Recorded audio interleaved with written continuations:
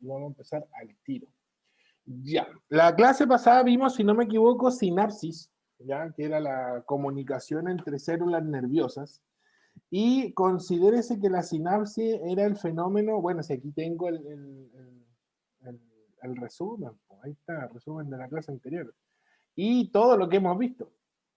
Vimos parte tanto del estado de reposo como del potencial de acción.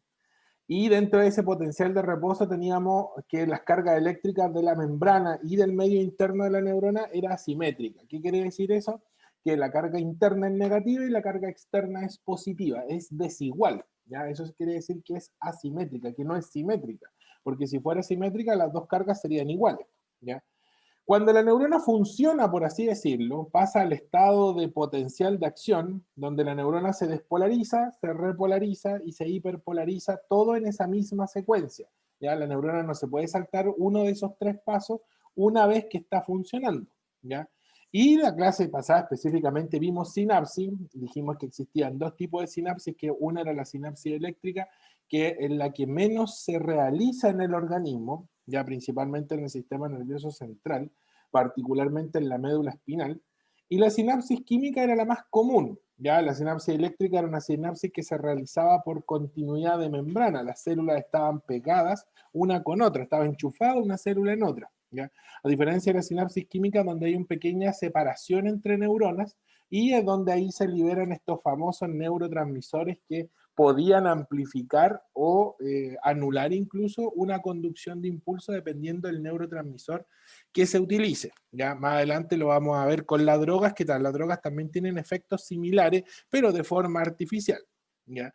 Y la sinapsis excitatoria, dentro de la química teníamos dos divisiones, ¿ya? Una era la sinapsis excitatoria, la que activaba a la neurona que recibía el impulso nervioso, y la inhibitoria, que lo que hacía esencialmente era bajar el potencial de reposo o bajar el estado normal de la neurona y por ende le cuesta más llevar a cabo el proceso de despolarización porque el umbral, por así decirlo, está más alto, ¿ya? Como que la neurona se duerme, en resumidas cuentas, con una sinapsis inhibitoria. La excitatoria es como la normal, por así decirlo, donde se continúa conduciendo el impulso nervioso. ¿Qué vamos a ver hoy día? Vamos a ver esto que estábamos viendo en la clase pasada, le vamos a dar una utilidad, por así decirlo, y lo vamos a ver en dos partes, ¿ya? La parte de los receptores, que son los que generan los impulsos nerviosos gracias al medio, a que están conectados, por así decirlo, al medio externo y perciben los estímulos externos. Y la otra parte la vamos a ver en los efectores, ya los efectores como el músculo esquelético, para ser más preciso. Eso quiere decir cómo la musculatura se contrae, ya, en respuesta a una conducción de impulso o a una orden que entrega en este caso el encéfalo, ya. Eso vamos a ver, conocer las características de los receptores. Vamos a tratar de ver la anatomía del globo ocular, que como el mejor receptor o como el mejor ejemplo de receptor, y ahí les pueden preguntar algunas cosas específicas con respecto a eso, así que hay que tratar de verlo con calma. Y ver esencialmente cómo se forma la imagen en el encéfalo gracias a que hay una pequeña separación de los nervios ópticos, ¿ya? Y que hacen que esencialmente la imagen se descomponga. Y eso lo vamos a ver dentro de la clase. A ver, primero que nada tenemos que considerar que los receptores ya son los órganos de los sentidos, son los órganos que perciben los estímulos externos, ¿ya? Y por ende, están asociados siempre a la percepción sensorial, ¿ya? Por lo tanto, receptor siempre está asociado con sensorial. Decir receptor sensorial es casi como decir salir para afuera, casi. ¿Por qué? Porque hay receptores que también se encuentran en el interior del organismo. Ya tenemos receptores entonces que identifican variables externas, ya que esencialmente son los órganos de los sentidos, y receptores que se encuentran localizados en el interior del cuerpo y que identifican variables internas, como por ejemplo la temperatura corporal, ya por dar un mero ejemplo. Cuando los receptores son externos, ya son esencialmente o están esencialmente acoplados, como te decía, al órgano de los sentidos, ya a los sentidos como tal. Y de esta manera es que nosotros podemos percibir los estímulos del medio externo, ya sea un estímulo auditivo, ya percibido entonces por el canal auditivo y por el oído, ya puede ser un estímulo visual, que en este caso va a ser recibido en la retina, y la retina lo va a enviar, por así decirlo, al encéfalo, para que el encéfalo lo pueda asociar y lo pueda interpretar, ¿ya? Porque principalmente esa es la función del encéfalo, interpretar. El gusto, ¿ya? Que identifica ciertas concentraciones químicas y que eso a mí me da en cierta forma el sabor de algo. Lo mismo con el olfato, ya son muy similares y están muy relacionados el olfato y el gusto. Y lógicamente el tacto, que está distribuido en todo el organismo, en este gran órgano, por así decirlo, que viene a ser la piel, ¿ya? La piel está compuesta por varios tejidos y uno de esas capas de tejido tiene esencialmente los receptores nerviosos para poder identificar roce, presión, temperatura también, eh, y que lógicamente está continuamente recibiendo estímulos del medio externo. ¿Ya? El más mínimo roce lo identificamos con la piel de forma inmediata. ¿Ya? Todos estos receptores generan una conducción de impulso, como la hemos visto actualmente. Tienen un potencial de reposo, ¿ya? Y se van a despolarizar si perciben un estímulo que supere el umbral, ¿ya? Esa es la idea esencial del receptor. Y estos son los mejores ejemplos, por eso los colocamos aquí, que son los ejemplos de los receptores, ¿ya? El receptor entonces convierte un estímulo en una señal eléctrica y lógicamente son específicos. ¿Qué quiere decir eso? Que el receptor de temperatura tiene la tendencia o percibe mucho mejor los estímulos de temperatura, ya pese a que los receptores pueden percibir otros estímulos, normalmente si están especializados en, ya van a percibir primero que nadie dicho estímulo. La temperatura, por ejemplo, es percibida por los termorreceptores, pese a que un termorreceptor puede identificar presión, ¿ya? No de la forma correcta, pero lo identifica igual. Y eso es lo que vamos a ver ahora, ¿ya? ¿Cómo vamos a clasificar los receptores? Tenemos dos tipos de clasificación. La clasificación por localización, por posición, ¿ya? Donde se encuentran en el cuerpo, y la clasificación por tipo de estímulo. Ahí aparecían las dos láminas, ¿ya? Eso quiere decir que yo puedo ir mezclando uno con otro, por así decirlo. ¿Ya? Yo puedo tener, por ejemplo, interoreceptores, que son los receptores que identifican los estímulos internos, ¿ya? La concentración de oxígeno, el pH sanguíneo, la concentración de CO2, la temperatura, la diferencia de presión, que identifican la presión de los vasos sanguíneos, por ejemplo, etcétera. Esos son interoreceptores porque identifican variables internas. Y esas variables internas se las están notificando de forma continua al encéfalo. Posiblemente nosotros no nos damos cuenta de esas variables. Podemos tener ciertos síntomas, por ejemplo, una falta de oxígeno a mí me va a hacer jadear, ¿ya? Y voy a estar hiperventilando para tratar de compensarla, ¿ya? En algunos casos también puedo tener, por ejemplo, una alza de presión y voy a sentir un malestar, un dolor de cabeza, ¿ya? Entonces, hay cierta sintomatología asociada a una variable que un receptor está, en este caso, informándole al encéfalo, ¿ya? Los propios receptores son los receptores que identifican esencialmente la posición, la orientación, ¿ya? Están siempre asociados a los músculos, a los tendones, y se conectan, por así decirlo, directamente, o le informan, o le envían la información, principalmente a la corteza motora del cerebro y al cerebelo, ¿ya? El oído medio, que también ahí tenemos, por así decirlo, unas bolsitas con líquido que están en una posición específica indicando que estamos de pie, ¿ya? Cuando nos acostamos, nos ponemos de cabeza, boca abajo, eso se altera y se le informa al cerebelo nuestra posición. Y de esa forma él sabe que nosotros estamos, por así decirlo, acostados de cabeza o de pie, ¿ya? Y los ecteroreceptores son los receptores que se encuentran principalmente en los órganos de los sentidos. ¿Ya? Perciben los estímulos externos. La retina o el ojo en general completo se considera como un ecteroreceptor. ¿Ya? Los receptores nerviosos que están en la piel, que identifican cualquier variable externa. ¿Ya?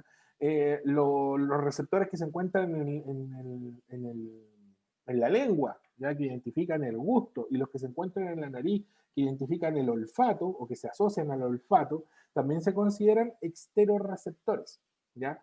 Ahora, dentro, por ejemplo, que ya iba la explicación inicial, yo puedo tener interoreceptores, ¿ya? Y voy a pasarme a la siguiente, del tipo mecanoreceptores, que identifican presión, ¿ya? Puedo tener interoreceptores, receptores internos, que identifiquen temperatura, o que identifiquen sustancias químicas, ¿ya? Entonces, esta clasificación yo la puedo ir mezclando, la puedo ir entrelazando una con otra, ¿ya? Depende esencialmente de la ubicación y de la función del receptor, ¿ya? Vamos entonces a ver los receptores por tipo de estímulo. Aquí me faltó uno, y después te voy a decir cuál es el que me faltó, ¿ya? Muy simple, según el tipo de estímulo, según función, vamos a tener 4 grandes, 5 incluso, algunos se mencionan por ahí, tipos de receptores, ¿ya? Yo coloqué aquí 3, voy a colocar los 2 o el que me faltó, te lo voy a mencionar porque también es importante, lo vamos a anotar por ahí. No lo anoté porque en realidad la clase como que va a girar un poco en torno a uno de ellos, ¿ya? Los mecanorreceptores identifican presión, identifican roce, identifican tacto, tracción. ¿Dónde los vamos a encontrar principalmente? En la piel. O sea, son exteroreceptores del tipo mecanorreceptores, ¿ya? Ojo con esas dos clasificaciones porque las van a tratar de enlazar una con otra para que se confundan, ¿ya? Un mecanorreceptor identifica, como te digo, presión. Si yo me pincho el dedo, quien identifica esa información es un mecanorreceptor que se encuentra en la piel, ya en la parte externa. La temperatura también. Puedo tener termorreceptores que identifican temperatura variable y diferencias de temperatura en el medio externo, ya por ejemplo para evitar que yo me queme. Lógicamente, si me acerco al fuego o a un calefactor de una forma muy cercana, o coloco la mano muy cerca y rápidamente la voy a retirar porque mi termorreceptor identifica esa diferencia de temperatura, ¿ya? Y notifica al encéfalo y el encéfalo le dice, oye, no te sigas quemando porque eso es un estímulo adverso, ¿ya?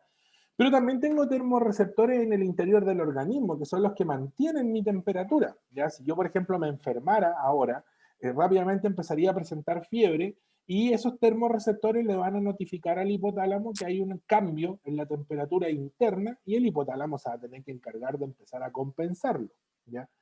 Por lo tanto, puedo ir mezclando un termorreceptor que puede estar afuera, adentro, un mecanorreceptor que puede estar adentro, afuera, etcétera, ¿ya? Tenemos los quimiorreceptores que identifican sustancias químicas, ¿ya? Ahí pueden tener distintos tipos de sustancias químicas que se pueden traducir en el sabor, por ejemplo, en el olor, o simplemente que son virtualmente imperceptibles, como la presión de oxígeno en la sangre, ¿ya? Eso lo identifica un quimiorreceptor. La diferencia de pH en la sangre también lo identifica un quimiorreceptor, ¿ya? Entonces los puedo, como te digo, ir mezclando. ¿Cuáles me faltaron? Y los vamos a anotar al tiro, ¿ya? Uno de los que me faltó fue el más común, como te digo, el fotorreceptor, ¿ya? El fotorreceptor es el que identifica diferentes longitudes, miren cómo escribí longitudes de onda. En español, colores, ¿ya? Identifican distintos colores. Pueden identificar la presencia y la ausencia de luz también, ahí depende del tipo de fotorreceptor. Hay dos tipos de fotorreceptores bien específicos y lo vamos a ver y están en la retina, ¿ya? Uno son los conos y los otros son los bastones. Los conos identifican la luz de distintos colores, por así decirlo, distintas longitudes de onda, y el bastón identifica fotones, o sea, simplemente identifica la ausencia y la presencia de luz. Y por ende, por así decirlo, mira en blanco y negro, identifica el blanco y el negro nomás, porque ausencia o presencia, ¿ya? Y el otro que podría aparecer también, uno es el fotorreceptor y el otro son que una modificación del mecanorreceptor, aunque el fotorreceptor también es una modificación del mecanorreceptor, es el baroreceptor. Y ojo con los baroreceptores porque han aparecido en ensayos oficiales, así que uno nunca sabe, ¿ya? ¿Cuál es el baroreceptor? Identifica presión, va a ser más específico, presión, ¿ya? Tacto, ya sea que yo esté presionando la piel, eso lo está informando un baroreceptor. Incluso son capaces de identificar presiones atmosféricas, diferencias de presión atmosférica, ¿ya? Por lo tanto, identifican, me falta el tilde, identifican diferencias de presión. Ya puede ser presión por roce, como te digo, presión atmosférica. Al final la presión atmosférica también es una fuerza que nosotros no sentimos porque estamos acostumbrados a ella, por así decirlo, ¿ya?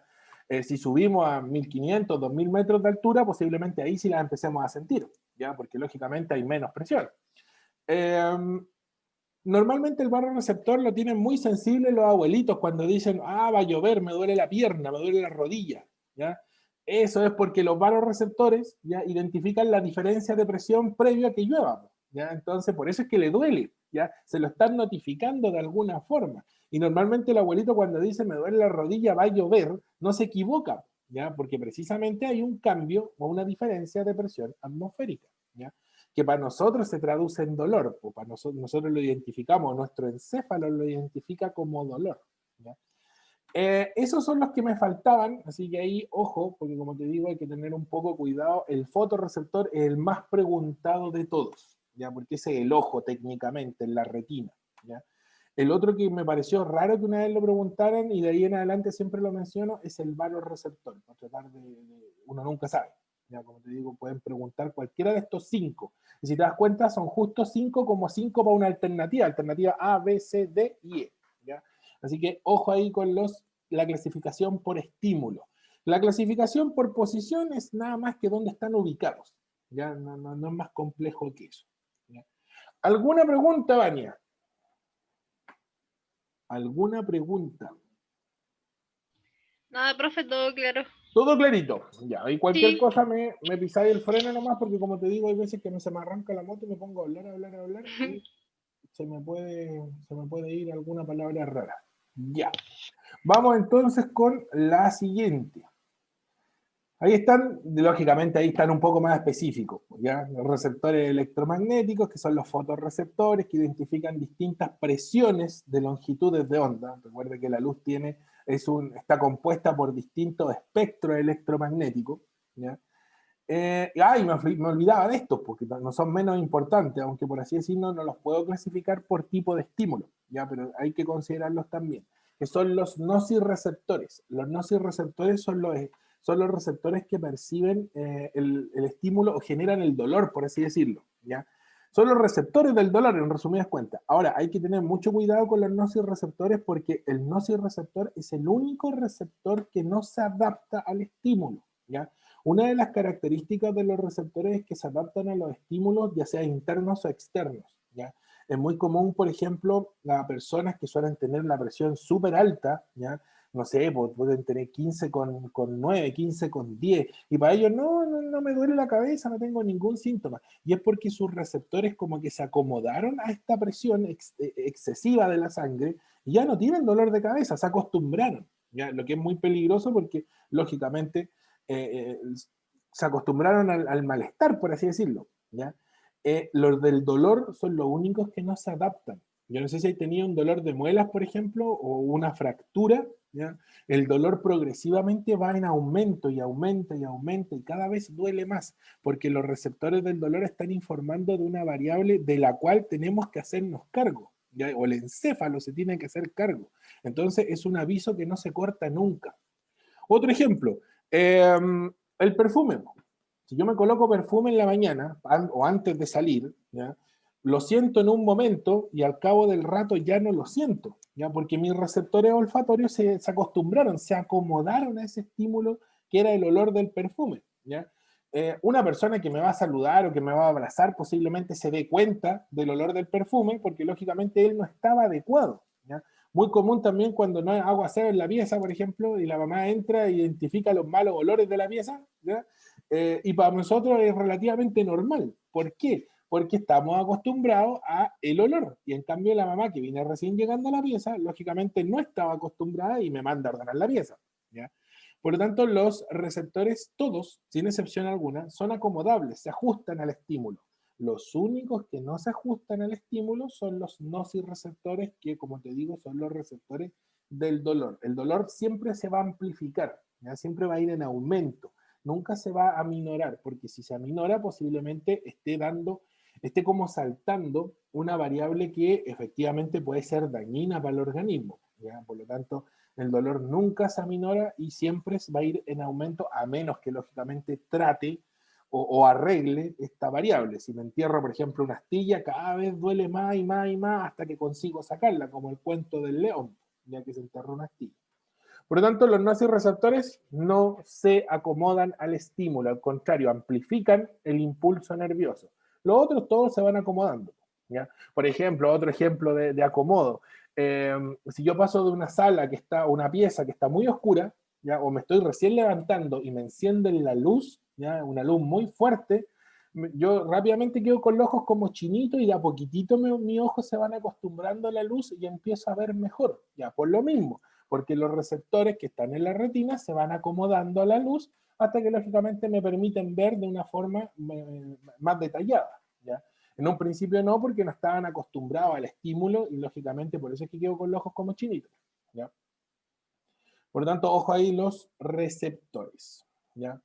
Vamos al ojo como principal receptor, que lógicamente es un fotorreceptor, está compuesto por fotorreceptores porque no todo el ojo tiene retina, ¿ya?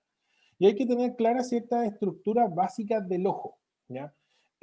Lógicamente, estos tienen estructuras anexas que favorecen la visión, ya como los párpados, las cejas, las pestañas, etc. E incluso músculos que sostienen al ojo y que permiten el movimiento del globo ocular, para yo poder cambiar, por ejemplo, o dejar de enfocar algo y empezar a mirar para otro lado. Como cuando me ven, por ejemplo, que yo estoy mirando para el lado, ¿no? Y es porque estoy mirando el chat o los participantes, por así decirlo, de la clase, y dejo de mirar el enfoque en la cámara, ¿ya?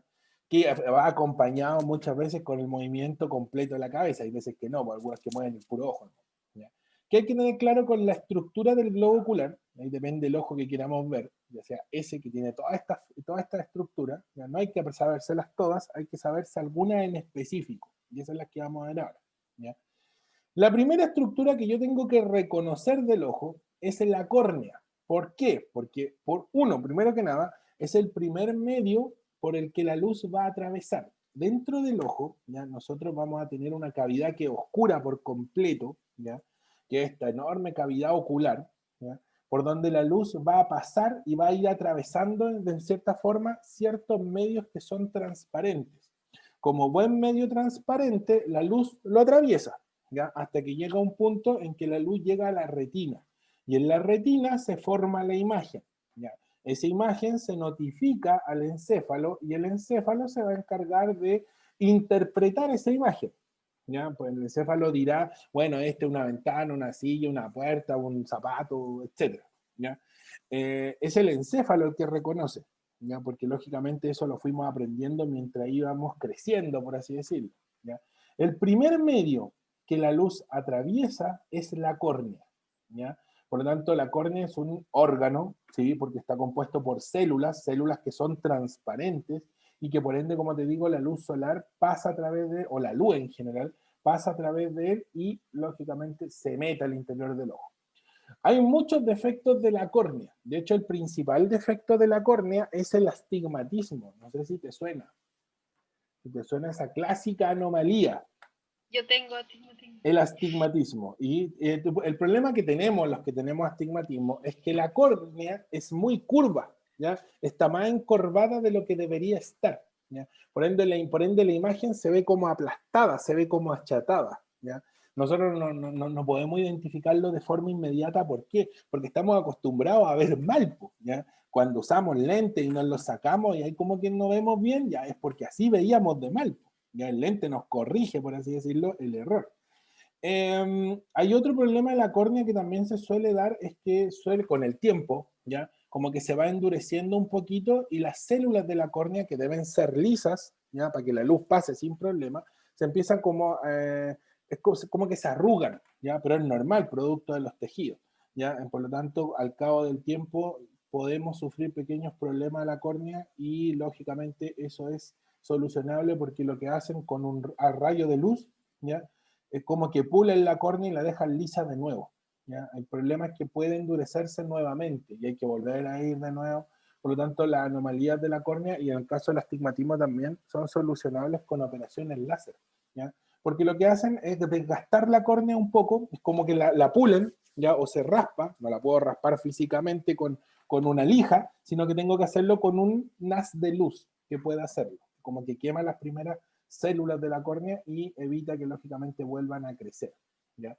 Por eso el astigmatismo es operable, ¿ya? Dicen que es bastante doloroso sí la recuperación, algunos dicen que no duele, tengo las dos versiones, así que prefiero no operarme. Soy cobarde ahí en ese sentido con el ojo particularmente, ¿ya? Por lo tanto, la córnea es la primera estructura por donde la luz, lógicamente, va a atravesar, ¿ya?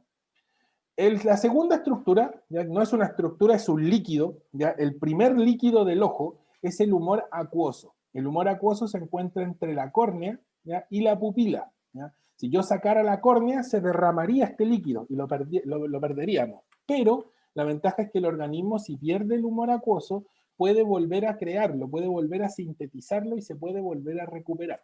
Entonces, si yo sufriera una herida superficial en la córnea y la córnea se rompiera y perdiera el humor acuoso, después esas células se regenerarían y el humor acuoso volvería a recuperarse porque tenemos células que secretan el humor acuoso, ¿ya?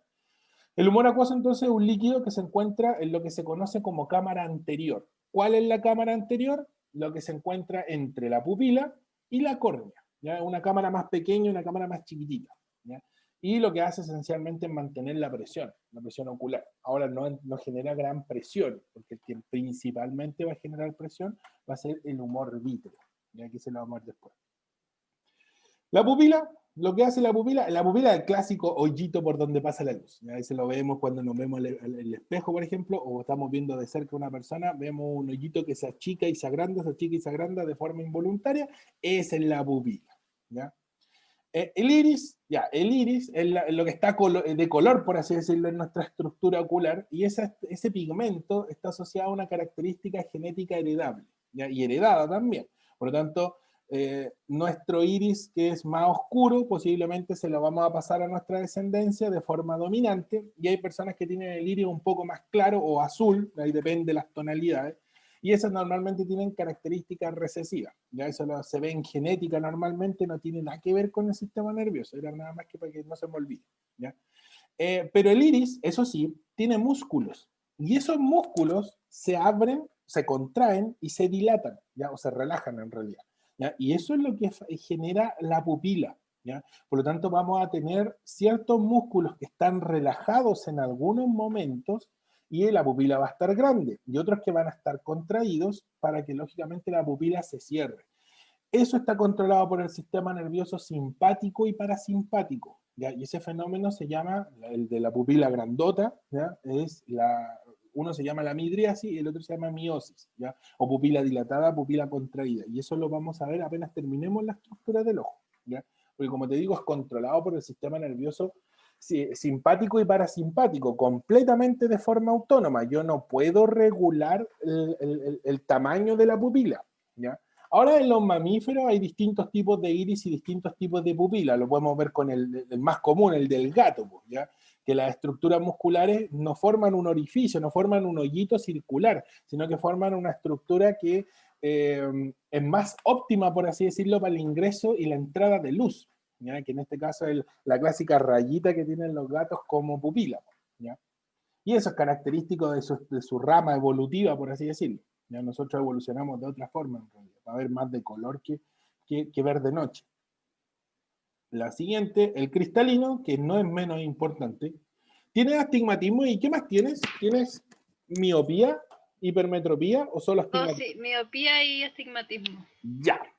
La miopía y la hipermetropía son culpa del cristalino, ¿ya? El astigmatismo es culpa de la córnea, ¿ya? Porque la córnea está demasiado curva, ya debería estar, no sé, no tengo un papelito decente, creo que aquí tengo una servilleta. La córnea, no sé, podría estar así de curva, ¿ya? Y está más curva de lo normal, está como más aplastada, y eso hace que la luz se refracte de otra forma, ¿ya? El cristalino es el responsable de la miopía y de la hipermetropía, ¿ya? Ahora, yo no puedo ser miope no,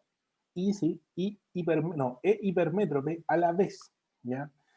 O yo soy miope en un ojo e hipermétrope en el otro, o viceversa, pero no puedo tener las dos anomalías, porque lógicamente después lo vamos a ver por qué no, ¿ya? El cristalino se contrae, se acorta y se estira.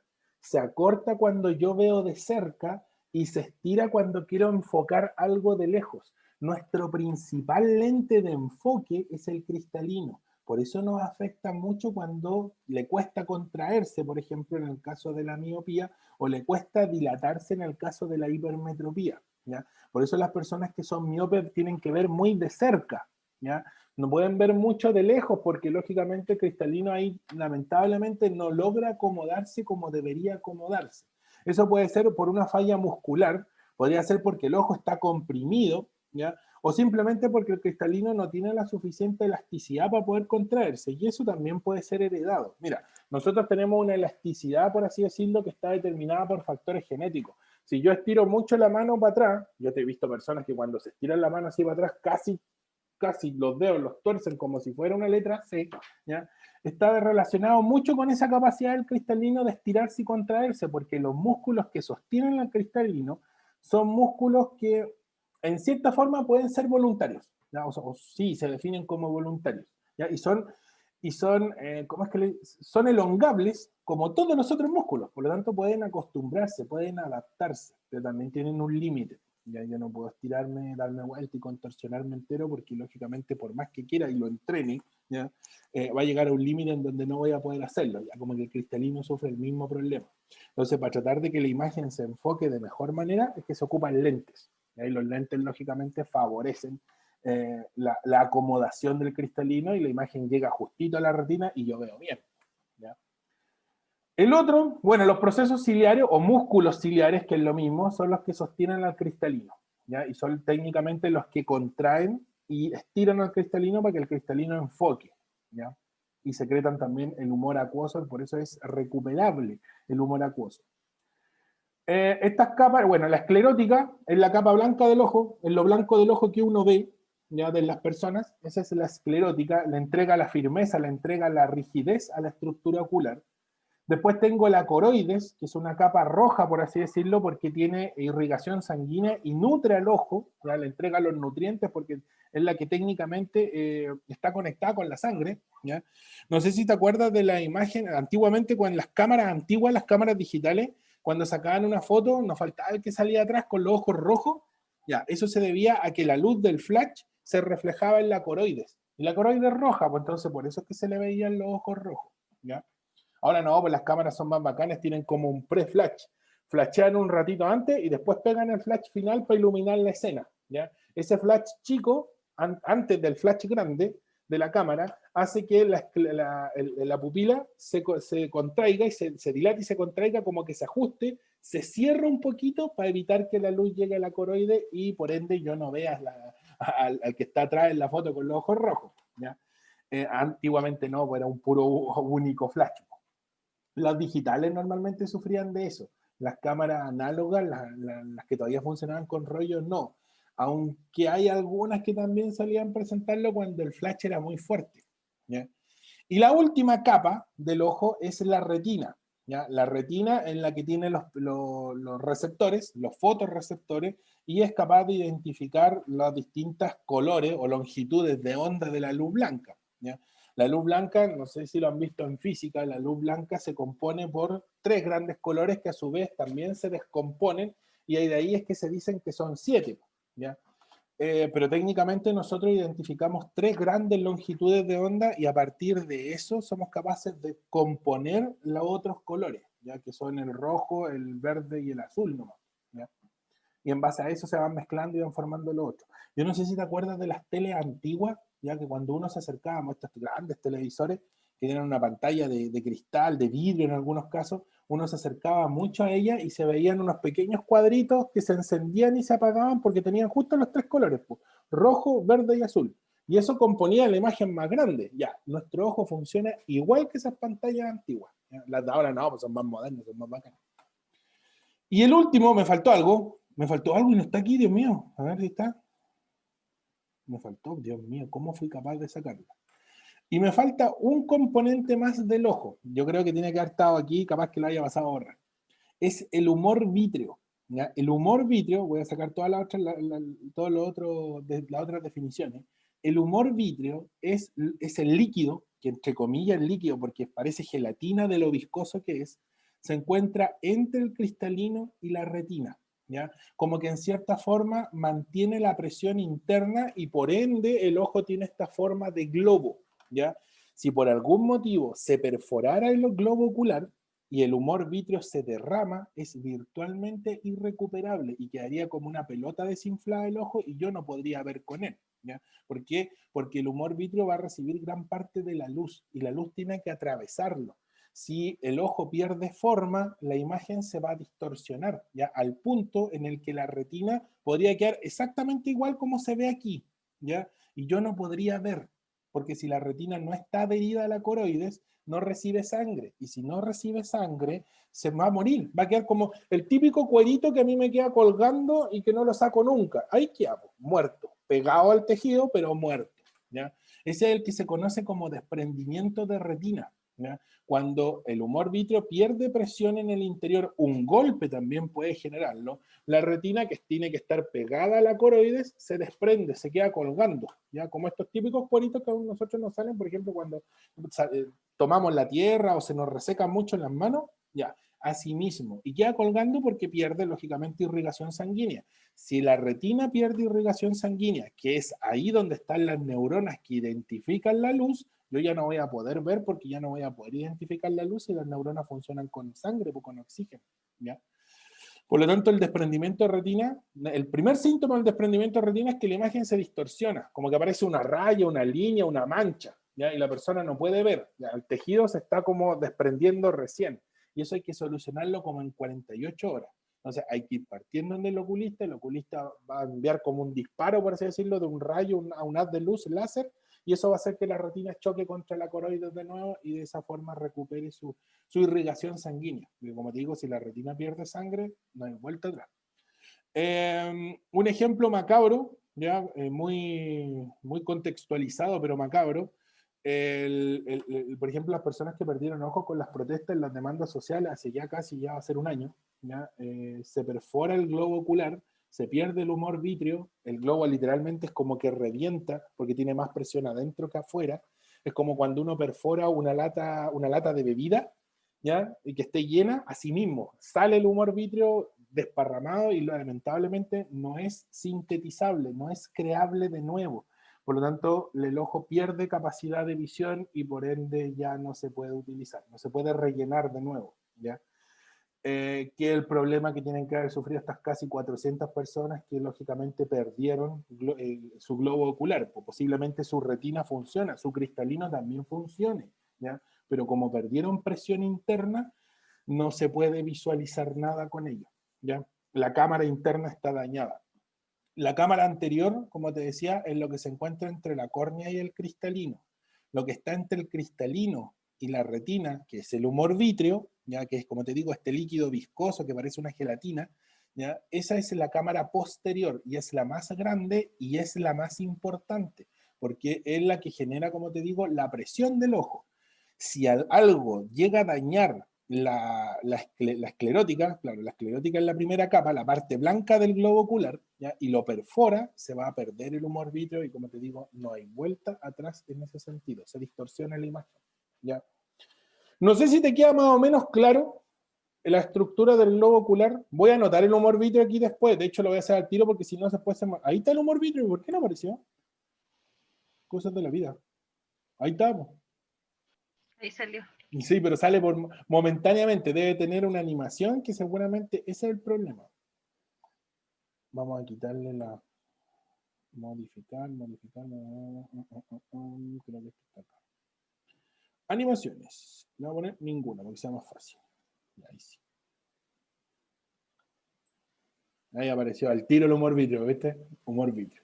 Líquido ubicado en la cámara posterior, como te digo, es gelatinoso, es como en la gelatina amarilla. ¿Ya? No, no amarilla, pero en realidad es como blanca, levemente amarilla. Lútea, como le dicen algunos. Participa en la nitidez de la imagen y mantiene la presión intraocular. Por eso es tan importante la presión interna del ojo.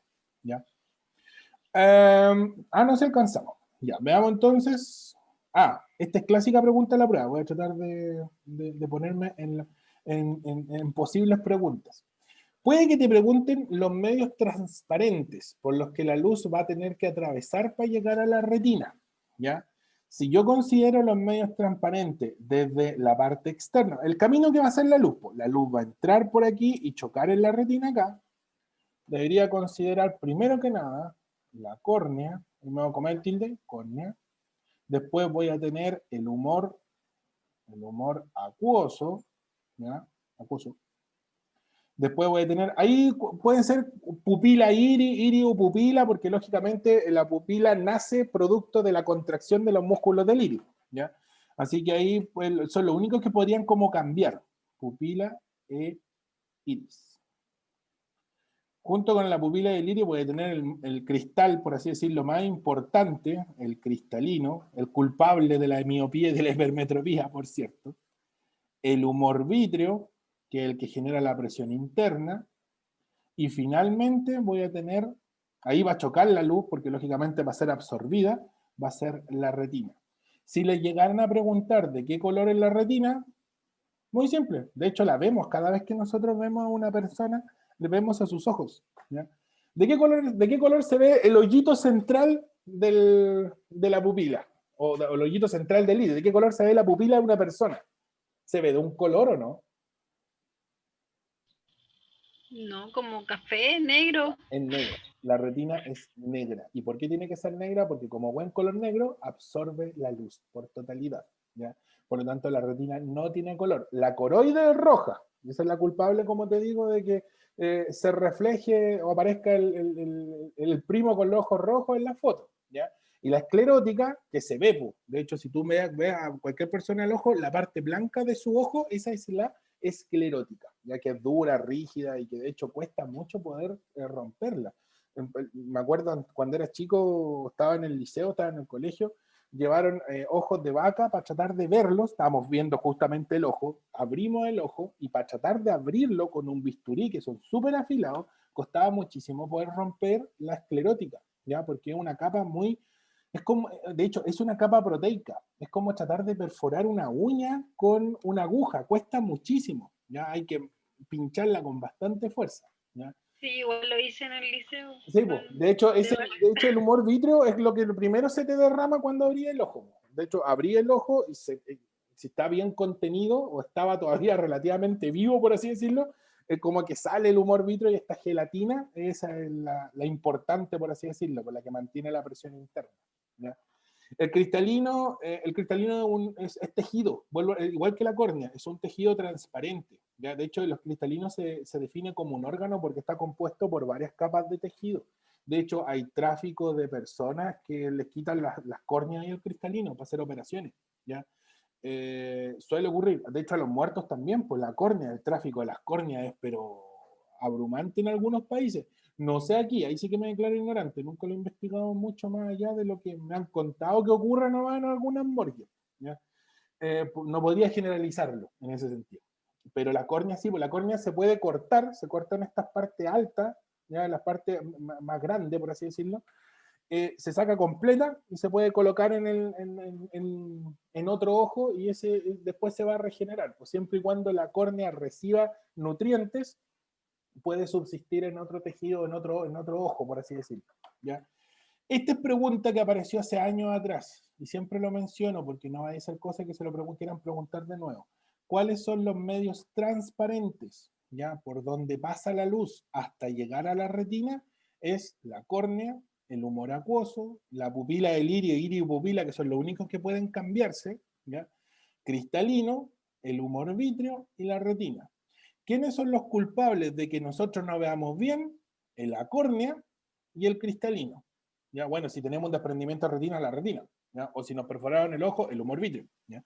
Pero lo normal es la córnea, que se puede tratar. Normalmente la córnea afectada genera el astigmatismo, una curvatura excesiva de la córnea. Y la falla del cristalino puede ser o miopía o hipermetropía, y esa la vamos a ver despuesito nomás. ¿Ya? O si no, la dejamos para la otra clase si no alcanzamos. Así que lo vamos a dejar. No, yo creo que lo voy a dejar ahí mismo. Le voy a sacar una foto porque no hay ser cosas que se me olviden. Ya, vamos entonces a la lámina siguiente. Borramos los garabatos que puse ahí. Y ahí está. Con entonces todas las estructuras. Normalmente es difícil que le pregunten dónde está la esclerótica, ¿ya? O dónde está la coroides, pero sí hay que saber su función. ¿Ya? Entonces, si me pueden preguntar, ¿es función de la coroides? A, B, C, D, E. ¿Ya? Entonces hay que tener cuidado con eso más que nada. Aunque las preguntas del ojo normalmente apuntan para esto que tenemos aquí. Aquí tenemos entonces lo que yo te decía, la pupila contraída y la pupila dilatada. ¿ya? Cuando la pupila está contraída, se llama miosis. Entonces, en la prueba se presume que ustedes saben que miosis es pupila contraída.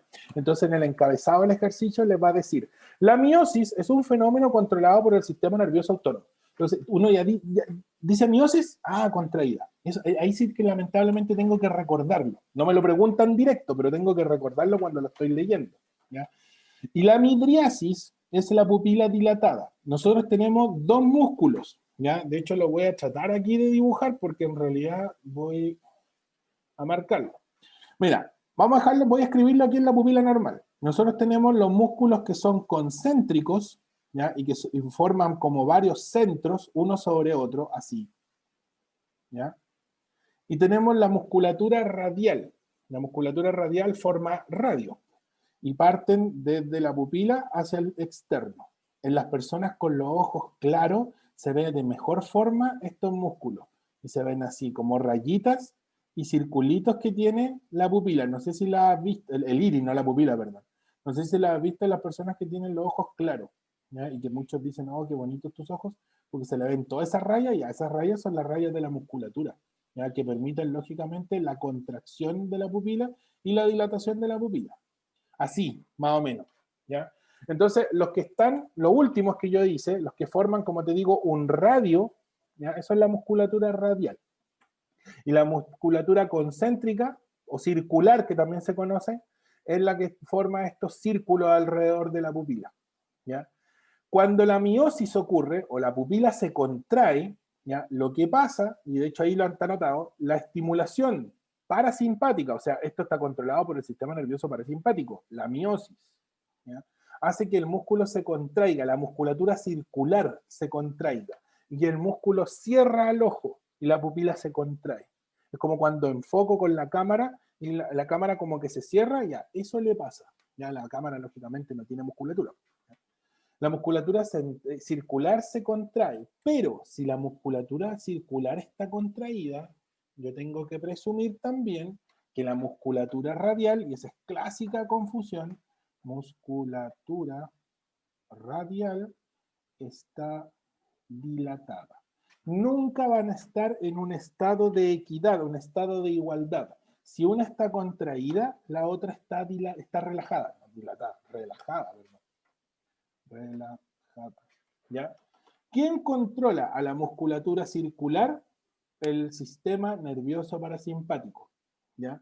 La musculatura radial está controlada por el sistema nervioso simpático. Todos esos dos sistemas son parte del sistema nervioso autónomo, ¿ya? Por lo tanto, todo este fenómeno es controlado por el sistema nervioso autónomo, solo que la miosis es controlada por el sistema nervioso parasimpático. Y la midriasis, que es cuando la pupila queda así como un enorme huevo frito, contraída por o controlada, perdón, por el sistema nervioso simpático. De hecho, lo voy a anotar aquí. Musculatura, me faltó el tilde, musculatura circular, relajada. Entonces siempre están al revés. Solamente podríamos decir que en el momento que la pupila esté normal, podríamos decir que igual, aún así, aunque la pupila, por así decirlo, esté normal, yo tengo a la simpática posiblemente un poquito más contraída que la radial, ¿ya? Así que nunca está en un estado de equidad. ¿Por qué? Porque siempre tengo distintas concentraciones lumínicas, ¿ya? Entonces nunca estoy en una sala que tenga la concentración de luz estable. Pese a que esté mirando la tele, baje la mirada, cambie el foco de atención, el ojo continuamente se está ajustando, ¿ya? Nunca está como detenido. Yo puedo hacer que el ojo se quede pegado, por así decirlo, y quede completamente dilatado, ¿ya? De hecho, hay gotas, de hecho, si tú usas lentes, lo más seguro es que te colocaron esas gotas por la atropina. Te colocan atropina en el ojo, el músculo, la musculatura radial se contrae, la pupila queda así enorme en el estado de midriosis y no ven nada. Normalmente se hace previa a la postura de los primeros lentes. No sé si te pasó. Sí, la primera vez que fui al oculista. La primera vez que uno va al oculista le colocan esas gotas y no ve nada. Pues. Yo me acuerdo que era chico cuando una vez me las pusieron y se me pasó hasta el día siguiente. Pues. Y la atropina es una droga, pues, porque lo que hace es relajar la musculatura cuando debería estar contraída. ¿Ya? Por eso que quedamos así con un feroz huevo frito y no vemos nada. ¿Ya? Ojo aquí entonces, sistema nervioso autónomo debería ponerle puesto, autónomo, ¿ya? El autónomo que se divide en simpático y parasimpático. La división parasimpática controla la pupila, el fenómeno de miosis, la pupila contraída.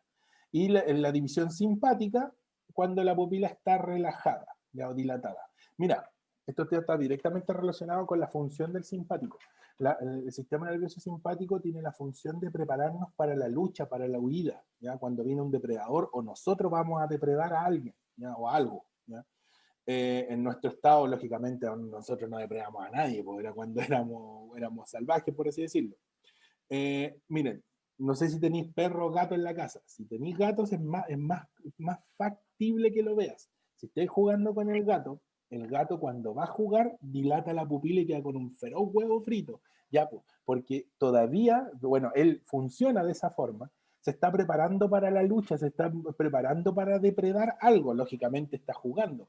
Entonces dilata la pupila. Nosotros funcionamos igual todavía porque tenemos un origen mamífero en común, ¿ya? Y nuestro sistema simpático, cuando nos asustamos, por ejemplo, quedamos con así un huevo frito para que entre la mayor cantidad de luz y podamos ver todo, pues seamos más sensibles a la luz, ¿ya? El simpático, que nos prepara para la lucha, la huida, ¿ya? Utiliza la midriasis para prepararnos para la lucha y para la huida, ¿ya? Cuando estamos relajados, por así decirlo, que es el sistema nervioso parasimpático como el que nos controla cuando estamos en un estado de relajación, de sueño, de sopor, de hibernación para los animales que hibernan, quedamos con la pupila en este estado, un poco más baja, un poco más contraída. También puede verse afectada, por así decirlo, por una excesiva intensidad lumínica. Si a mí me enfocan con un rayo de luz el ojo, voy a quedar con el ojo así, ¿ya? Así de chiquitito, por así decirlo, el estado de la pupila, ¿ya? No sé si te quedó más o menos claro. Parasimpático, miosis, simpático, midriasis. Eso es Sí, lo profe, primero. todo claro. Ya, y lo segundo que te pueden preguntar es ¿qué es miosis? Pero no te lo van a preguntar de forma directa. Lo van a colocar en el encabezado del ejercicio, o midriasis también. Y repito, ahí el encabezado va a ser súper sencillo. La midriasis es un fenómeno controlado por el sistema nervioso autónomo. Ah, ya tengo que saber dos cosas con eso. Midriasis, pupila dilatada, y por ende es controlada, si es controlada por el autónomo, va a tener que ser la división simpática, ¿ya? Así que cuidado ahí con eso. ¿Qué hora es? No sé qué tanto me queda. Voy a cerrar esto, voy a ver qué tantas diapositivas me quedan. Ah, la otra es la formación de la imagen, ya. La formación de la imagen me va a demorar un poquito más, ¿ya? Así que esa sí que la prefiero dejar para la próxima clase para que veamos toda la materia del ojo y no quede cortado, ¿ya? ¿Alguna pregunta hasta aquí? No, profe. ¿No? Ya, entonces, yo tengo una Ay, guía, la cámara. no te la voy a dejar en el Classroom todavía. Te voy a subir solo el video y el PPT. La guía del ojo se la voy a subir la próxima semana cuando terminemos de ver el ojo, ¿ya? Y después vamos a meternos directamente con contracción muscular, ¿ya? Ya, Vania, nos vemos el otro martes a la misma hora, Vemos. el mismo canal. Y te pido disculpas ahí que me haya demorado un poquito, pero como te digo, era porque pensé que Zoom se me iba a caer. Y ya de No otro hay día problema. problemas con internet, así que dije, capaz que hasta No, sea. profe, cuídese. Ya van. Nos vemos. Chau. Chaito.